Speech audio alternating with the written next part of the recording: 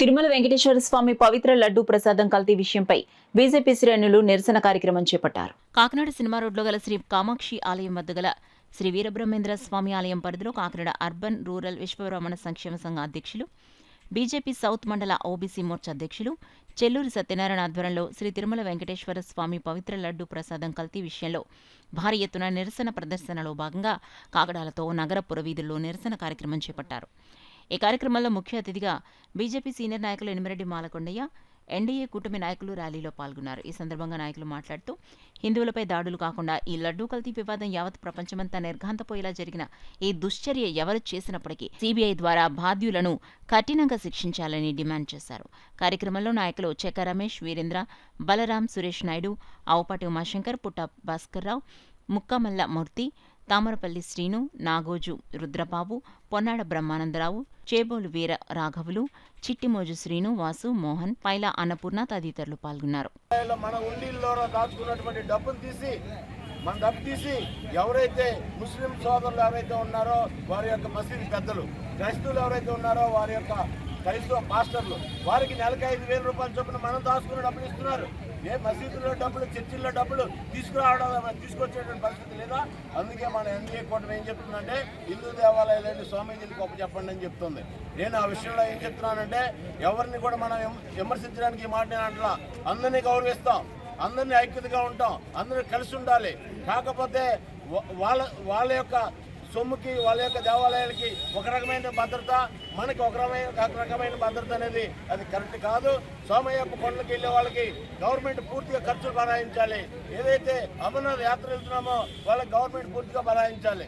నేను ఈ మాట ఎందుకు అంటున్నానంటే మన మిత్రులైనటువంటి ముస్లింలు, క్రైస్తవులు వారి యొక్క దేవస్థానానికి వెళ్ళినప్పుడు ఆంధ్రప్రదేశ్ ప్రభుత్వం పూర్తిగా కేంద్ర ప్రభుత్వ సహకారంతో డబ్బులు భరాయిస్తున్నారు. కాబట్టి వారికి ఇచ్చిన రాయితీ మనకెందుకు ఇవ్వకూడదు? మన హిందువులకు కూడా అటువంటి రాయితీలు ఇవ్వాలని చెప్పి ఈ సందర్భంగా నేను ఈ ప్రభుత్వాలని ఏ ప్రభుత్వం ఉన్నప్పటికీ, ఏ పార్టీ ఉన్నప్పటికీ హిందువుల ఐక్యత ఉంటేనే ఇది సాధించుకోగలం. హిందువుల ఐక్యత లేని కారణంగా మనం ఓటు బ్యాంక్ రాజకీయాలకి లోపడిపోయి ఇబ్బంది పడేటువంటి పరిస్థితి మనం ముందు రోజుల్లో రాకూడదు అనేటువంటి విషయం మరొకసారి హిందువులందరినీ కోరుతూ ఈరోజు ఇంత ఘోరమైన కల్తీకి పాల్పడిన ప్రతి ఒక్కరు కూడా మనం వారు ఉరి తీయాలి. అదేవిధంగా శ్రీవారు కూడా త్వరలో మనం కాదన్నా అవునన్నా వారు తప్పక శిక్షిస్తారు. ఇటువంటి యొక్క పరిణామాలు మళ్ళా పునరావృతం కాకుండా ఈ యొక్క మనం ఎక్కడికక్కడ హిందుత్వంతో మనం ముందుకు సాగాలి. ప్రతి హిందువు కూడా మన బాధ్యతగా, మన కర్తవ్యంగా ఈ యొక్క కార్యక్రమాలు ప్రతి చోటగా హిందువులకు జరిగే అన్యాయం మీద ప్రతి ఒక్కరూ పోరాడాలని మనం అందరూ కూడా ఏకదాటిగా ఒకే నినాదంతో హిందువులుగా పుట్టడం అదృష్టమే కాకుండా హిందువులుగా జీవించడం మన యొక్క జన్మ యొక్క చాలా అదృష్టంగా భావించాలి.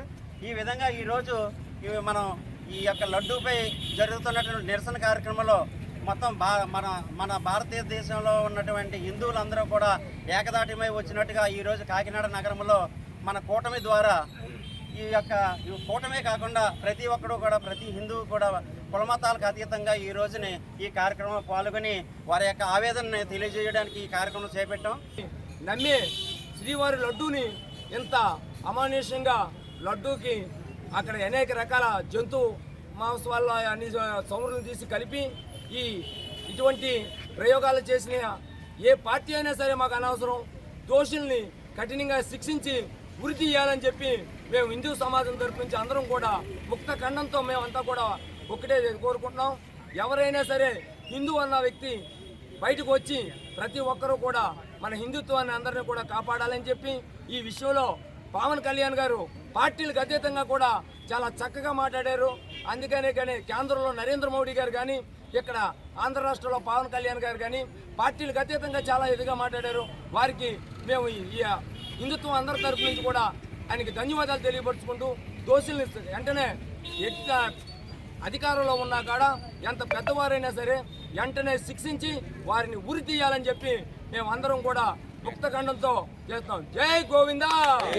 చేప నెయ్యి, చేప చౌరు ఇటువంటివి కలిపి మన ఆంధ్ర రాష్ట్ర పొద్దు మాంసం ఇన్ని కల్తీ చేసి గత ప్రభుత్వం వాళ్ళ కక్కుర్తి శవాల మీద డబ్బులు ఏరుకుని ఏదో పార్టీ